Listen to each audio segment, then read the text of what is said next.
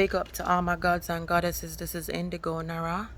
So today I'm gonna talk about crystals and how you can use them to heal, how you can program your crystals, how you can balance your chakras with the crystals, um, how you clean and care your crystals.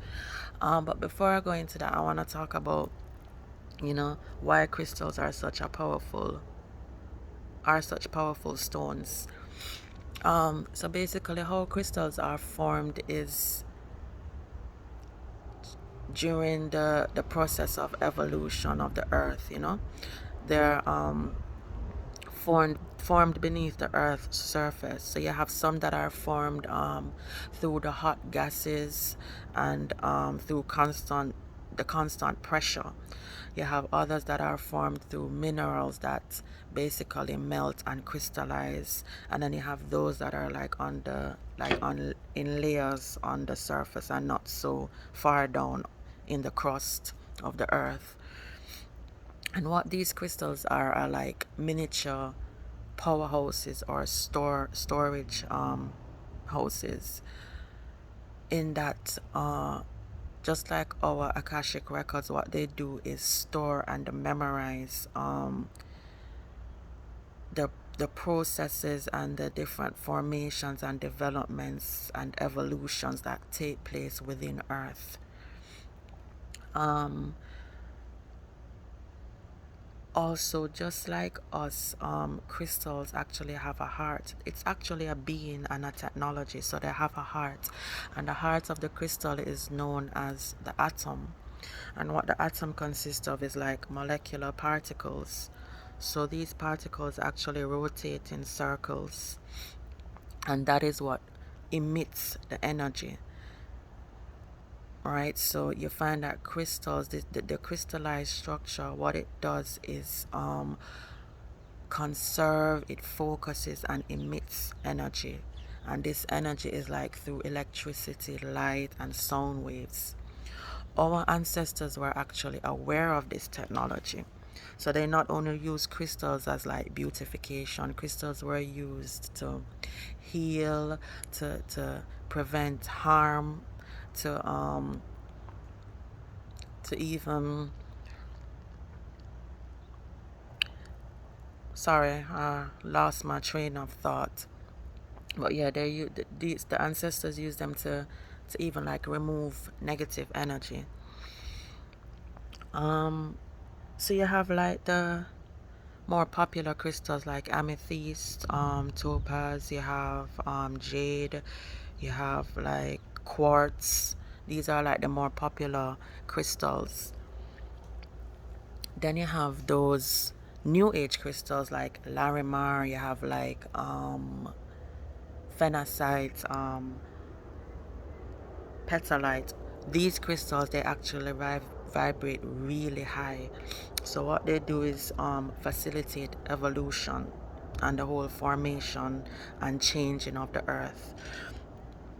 And when you buy these crystals, they actually assist in taking you to your higher consciousness and opening up the higher chakras. When you open up the higher chakras, what that does is give way to communicate with like higher dimensions.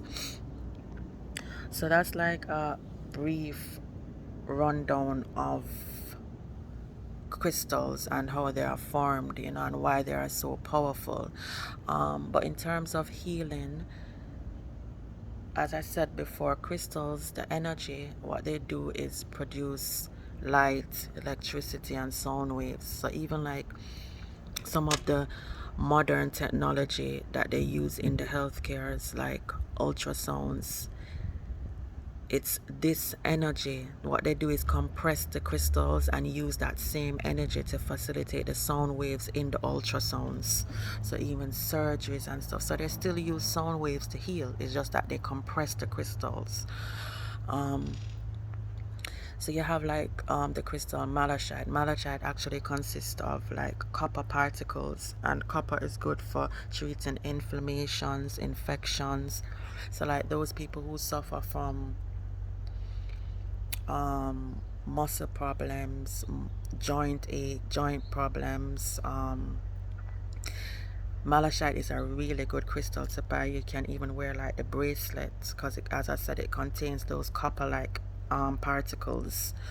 You have Hemalite, which is good for depression and insomnia. Again, those are in prescriptions. When you go to the doctor and they're prescribing these things for insomnia and depression, anxiety, Hemalite is what's in these prescriptions.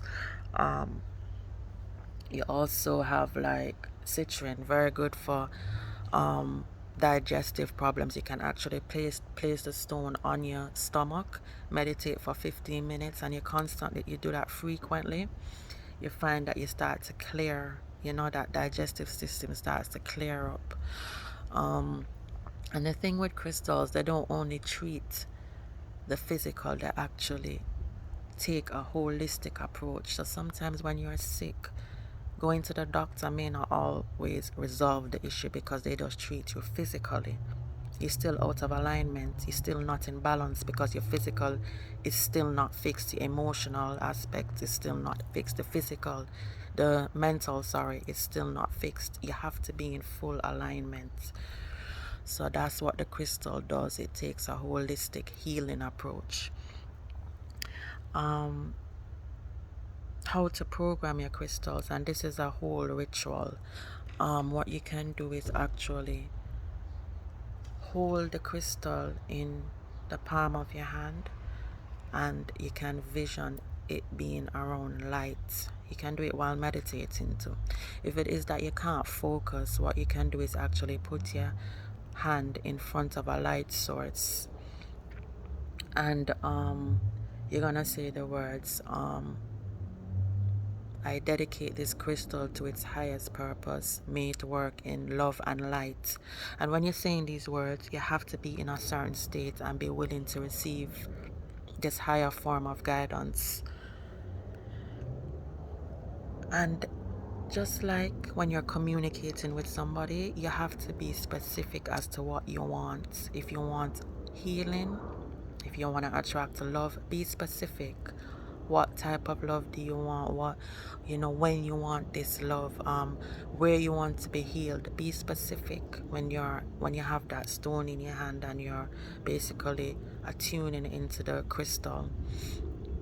And once you're finished attuning in and considering that purpose, you're gonna state it out loud. You know that you want this crystal to heal you, and you be specific. So that's programming the crystal.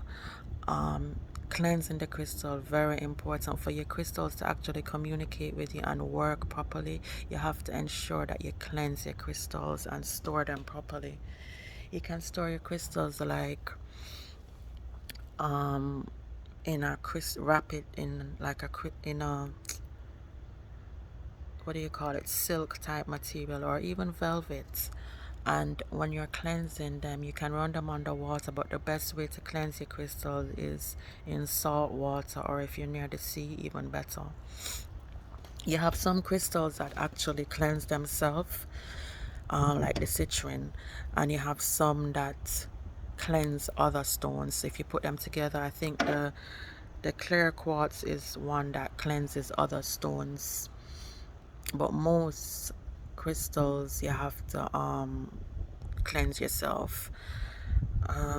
Another thing that crystals are good for is healing your chakras and basically balancing your chakras.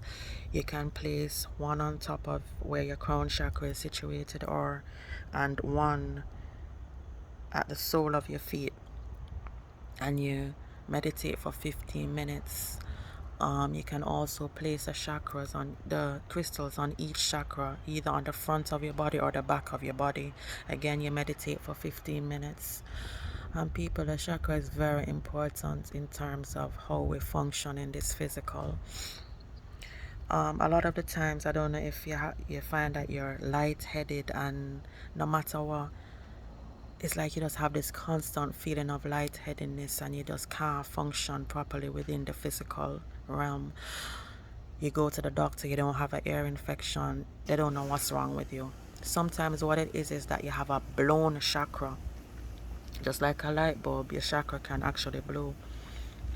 And that means that the chakra remains open, and it's basically damaged because of, say, drug abuse. There's many reasons why a chakra can become damaged: drug abuse, utilizing your psychic abilities in the wrong way, even excessive meditation. Remember, everything is balance. Anything that you do in excess throws you off. So yeah, back to the blown chakra. So that's what actually contributes to getting a blown chakra. So what it does is that the chakra actually remains open and fails to perform, fails to basically filtrate energy and meditation. So crystals are good when it comes to balancing and healing that, you know. But yeah, that's just basically what I wanted to talk about. There's so much when it comes to crystals. I can't even talk. If I was to speak specifically on each crystal, would never end. My favorite crystal is actually amethyst, because I used to have like panic attacks and anxiety. Amethyst is a really good stone. You sleep with the amethyst under your pillow.